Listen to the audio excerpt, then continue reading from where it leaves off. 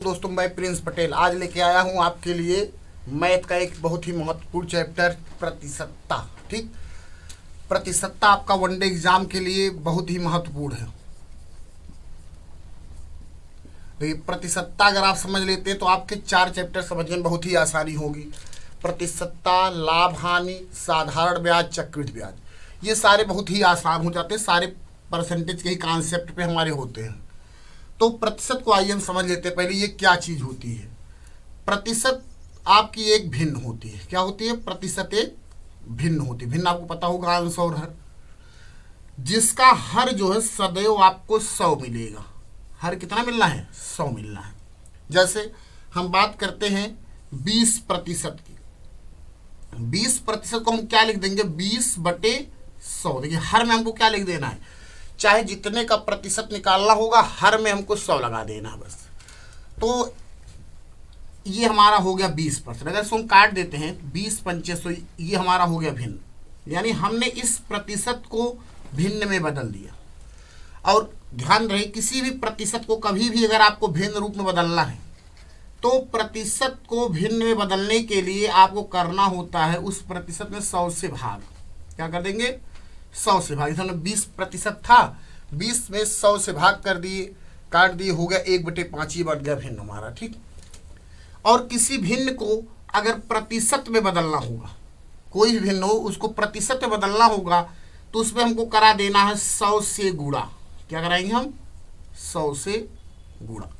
मैं आशा करता हूँ समझ में आया होगा इतना कि किसी प्रतिशत को भिन्न में बदलना है।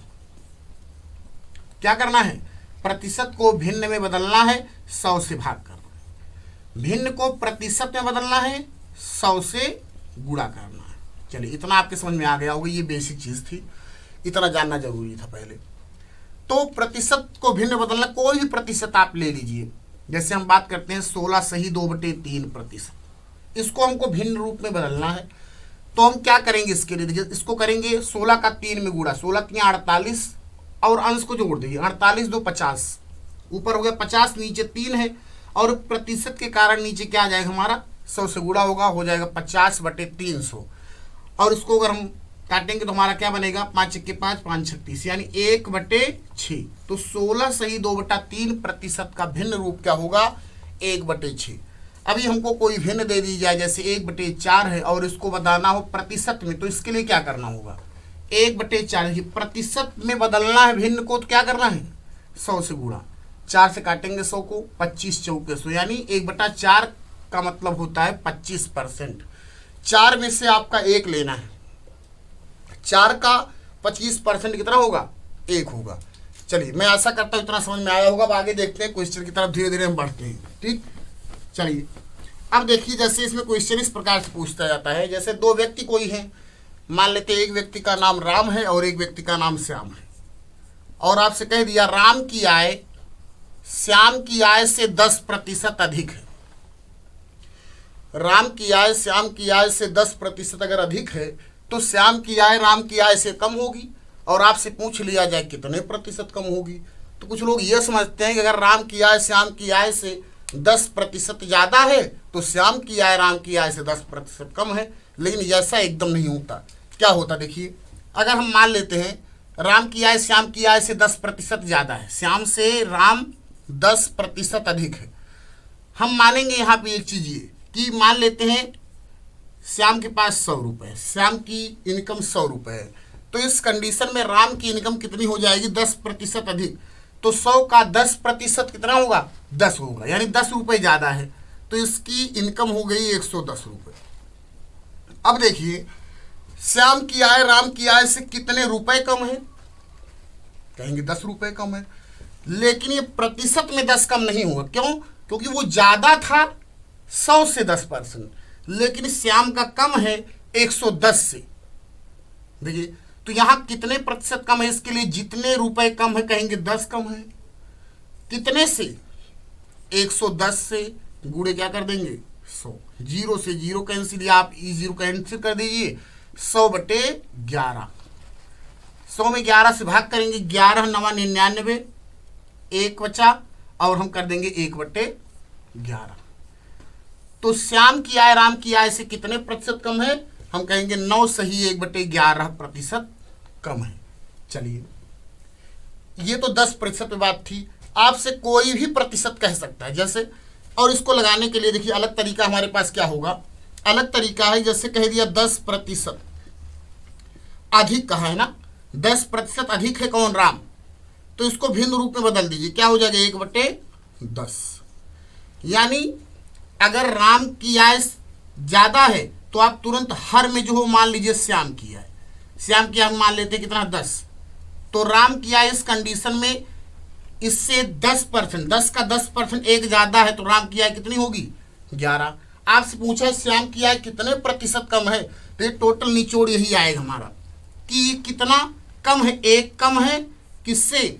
11 से गुणे 100, यानी यह भी हो गया हमारा 100/11, 11 9 99, एक बचा 11%।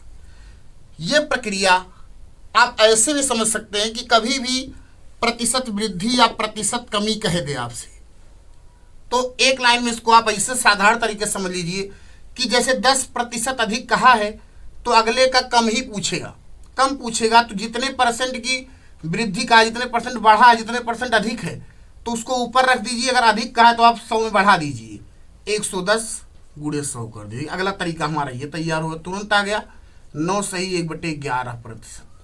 ठीक, ऐसे एक क्वेश्चन हम आपके सामने और रखते हैं कि राजेश की आय सुरेश की आय से, चलिए हम लिख देते हैं राजेश की आय सुरेश की आय से 20% अधिक है, तो सुरेश की आय राजेश की आय से कितने प्रतिशत कम होगी? तो यहां कहा है राजेश की आय सुरेश की आय से 20% अधिक, तो इसी तरीके से हम देखते हैं जितने प्रतिशत अधिक कहा तो उसको ऊपर रख दीजिए, अधिक कहा है तो 100 में बढ़ा दीजिए 20, 100 में 20 बढ़ाएंगे कितना हो जाएगा?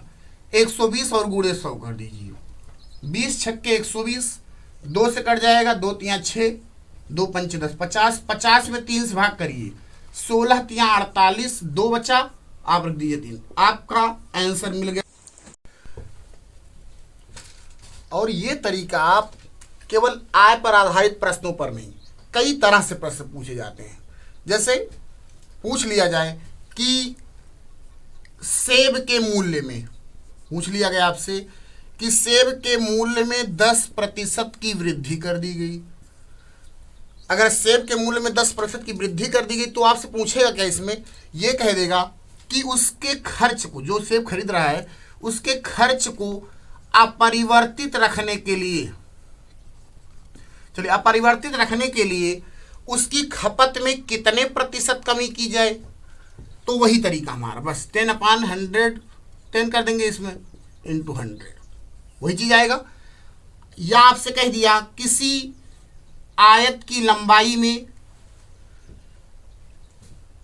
25% की वृद्धि कर दी गई, किसी आयत की लंबाई में 25% की वृद्धि की गई।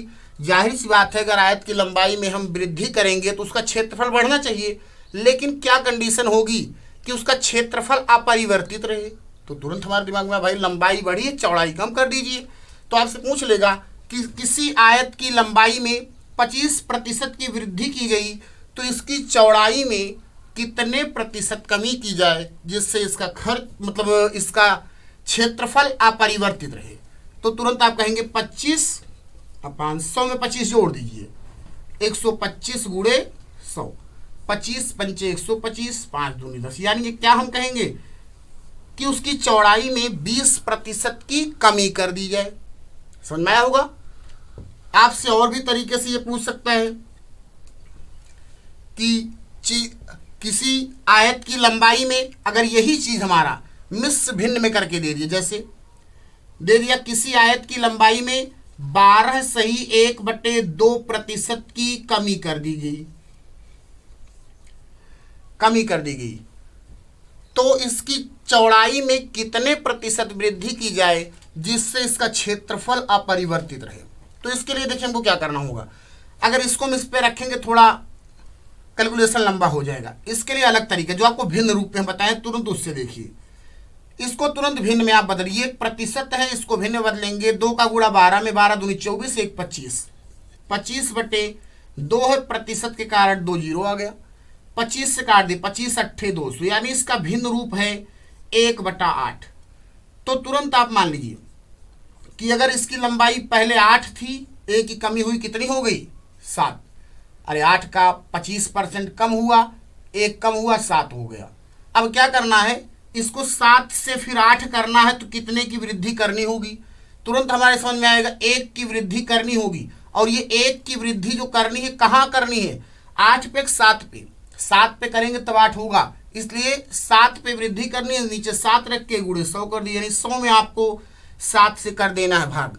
100 में 7 से भाग करेंगे, क्या बनेगा हमारा 14 सत्ते 98, 2 बचा और नीचे 7, यानी इसकी चौड़ाई में कितने प्रतिशत की हमको करनी होगी वृद्धि, 14 सही 2/7 प्रतिशत की वृद्धि करनी होगी। चलिए, मैं आशा करता हूँ ये सारी चीज़ें आपके समझ में आ गई होंगी। ठीक, आपके समझ में आया, वीडियो को लाइक करिए और कमेंट में बताइए, कमेंट जरूर किया करिए, इससे पता लगता है कि कितने लोगों ने इसको पूरा देखा है। ठीक, देखिए, अगर आप यूपीपी और लेखपाल की तैयारी कर रहे हैं तो हम आपको इन सब के लिए पूरा निचोड़ बताते हैं। ठीक, टारगेट कोचिंग ये पूरा निचोड़ आपको देगी। हम पूरा दिमाग आपका क्वेश्चनों से नहीं भरेंगे, हम आपको वही क्वेश्चन बताते हैं जो परीक्षा में पूछे जाते हैं। ठीक, टारगेट कोचिंग गागर में सागर भरने काम करती है, पूरा निचोड़ देगी जो परीक्षा में पूछा जाता है। देखिए, मेरी कोचिंग से सिलेक्शन काफ़ी ज़्यादा हुई है, यूपीपी में सर्वाधिक सिलेक्शन देने वाली अकबरपुर की संस्था है। ठीक, पता कर सकते हैं आप, आपको मैं अपना नंबर दे दे रहा हूँ, ये है मेरा मोबाइल नंबर। और अगर आप क्लासरूम में पढ़ना चाहते हैं तो इल्फातगंज रोड पे रेलवे क्रॉसिंग के बगल में है टारगेट कोचिंग। ठीक, आइए क्लास में आप पढ़िए, ना समझ में आए तो बार बार पूछिए, पूरा समझाया जाएगा आपको पूरी तरह, जब तक आप संतुष्ट नहीं हो तब तक पूछिए। मेरा एक ही उद्देश्य है कि अब की बार जो वैकेंसी यूपीपी की आ रही है इसमें भी अच्छा सिलेक्शन दिलाया जाए। ठीक, काफ़ी बच्चों को मैं इसमें भेजने का काम करूँगा। चलिए, फिर समझ में आया हो तो इसको शेयर और करिए अपना। आइए देखते हैं, इसी तरीके से हमारा अगला क्वेश्चन है कि ए की आय बी की आय से, ए की आय बी की आय, सॉरी यहाँ पे गलत लिखा है, ए की आय बी की आय से 25% कम है तो बी की आय ए की आय से कितने प्रतिशत अधिक है, वही क्वेश्चन है। तो इसमें हम क्या तरीका लगाएंगे, यही कहेंगे, कम कहा है तो आप तुरंत कम को ऊपर लिखिए, 100 से 25% कम कर दीजिए, यानी यहाँ अगर अधिक कहता तो हम जोड़ते थे, कम कह रहा है तो तुरंत घटाएंगे, गुणे 100 करेंगे। 25, 100 में से 25 घटा 75 गुणे 100। अब इसको हल करना है, 25 तिया 75, 100 में आपको 3 से भाग करना है। अगर हम 100 में 3 से भाग करेंगे तो हमारा जाए कितनी बार, 33 बार जाएगा, एक बच जाएगा, 33 तिया 99, 100 प्रतिशत, यानी हमको हमारा आंसर मिल गया। तो बी की आय ए की आय से कितने प्रतिशत अधिक है, तो हम कह देंगे 33 सही 1/3 प्रतिशत अधिक है। चलिए, अगर यही हमारा कह देता 20% कम है, थोड़ा सा बदलाव कर दिए, केवल हम करें ए की आय बी की आय से 20% कम है तो बी की आय ए की आय से कितने प्रतिशत अधिक है।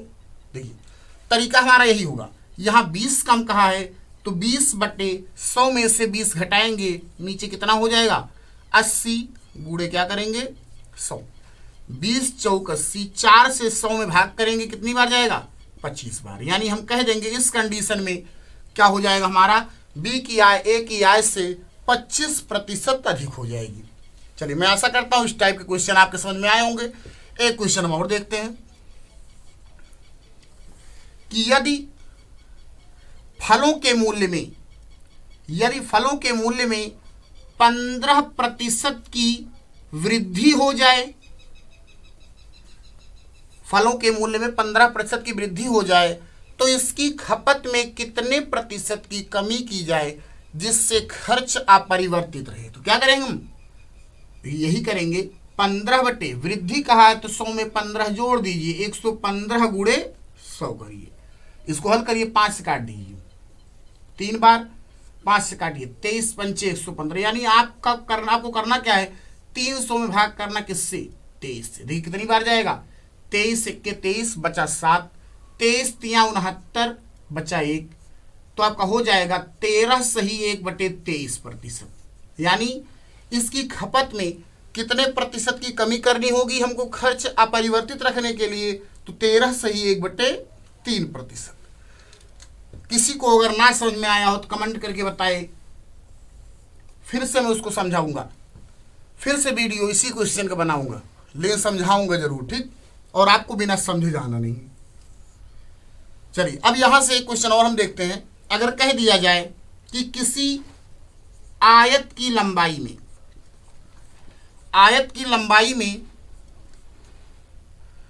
40% की कमी कर दी जाए, 40% की कमी कर दी जाए, तो इसकी चौड़ाई में कितने प्रतिशत वृद्धि करनी होगी जिससे इसका क्षेत्रफल अपरिवर्तित रहे।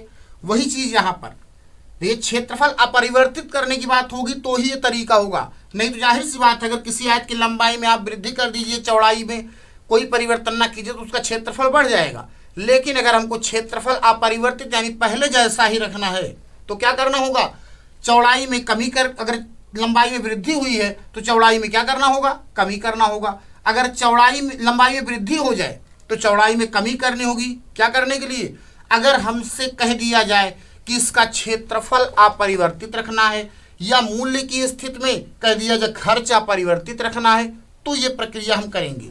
यहां क्या करेंगे, 40/100 में से कमी की बात आई तो 40 घटाएंगे, कितना आएगा, 60 गुणे 100, 0 से 0 कैंसिल, 2 से 2 दूनी 4, 2 तिया 6, यानी आपका आ गया 200/3, 66 सही 2/3। देखिए 3 छक 18, फिर 3 छक 18, 2 बचा, 2/3% कर देंगे। मैं आशा करता हूं आपके समझ में ये सारी चीजें आ गई होंगी। तो अगला वीडियो हम दूसरे टॉपिक पे लेके आएंगे, प्रतिशत का ही रहेगा लेकिन क्वेश्चन का तरीका थोड़ा अलग होगा, ठीक। तो इसको आप बढ़िया से समझ लीजिए, वीडियो को कई बार देखिए, 1 से 2 बार देखिए, आपके समझ में पूरा आ जाए। फिर मैं अगला वीडियो कल अपलोड करूंगा, उसको भी आप देखिएगा, ठीक।